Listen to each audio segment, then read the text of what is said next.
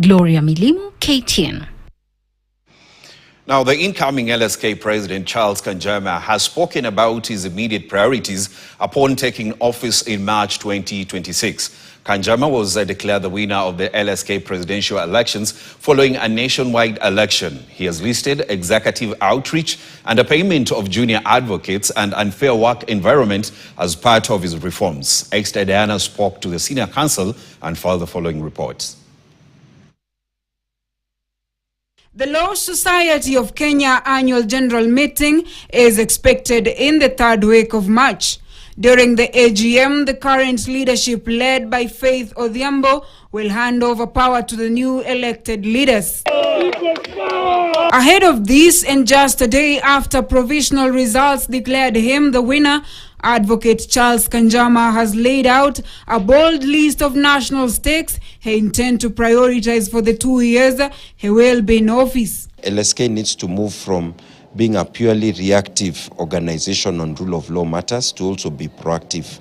We need to do an environmental scan of the environment on rule of law, on issues of election preparedness. Kanjama plans to highlight and escalate the cost of impunity, clean up the practice for lawyers in all levels of practice, and ensure that the bench also has a high standard of integrity. He notes that a lot needs to be done for the legal practice environment, which is shrinking despite there being potential for growth.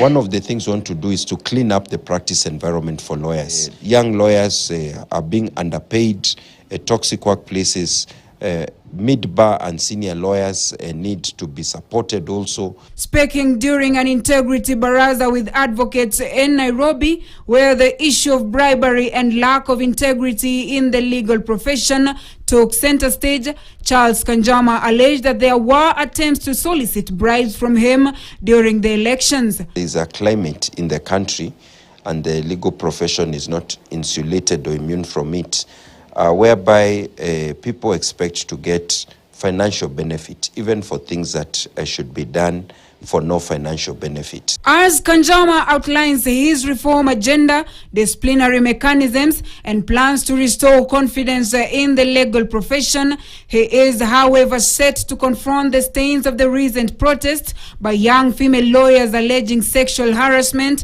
and misconduct by senior members of the bar. Extrajudicial killings should never happen in our country. Even one instance is one too many. We can't get used to just going to court, to going to the streets when you have extrajudicial killings. People have to be accountable for them. We have the issue of sexual harassment that has come to the fore, that we have now since set an anti-sexual harassment committee, that it's now going to be up to the next council to take up that responsibility. In the past few years, the country has been marred by cases of police brutality, extrajudicial killings, and abductions, factors that have tested the advocacy muscles of the Law Society of Kenya and activists. The ball is now squarely in Senior Counsel Kanjama's court to ensure continued protection of the rule of law, executive and judicial oversight, and to advocate for a fair and safe working environment for legal professionals. Esther Diana, KTN, Nairobi.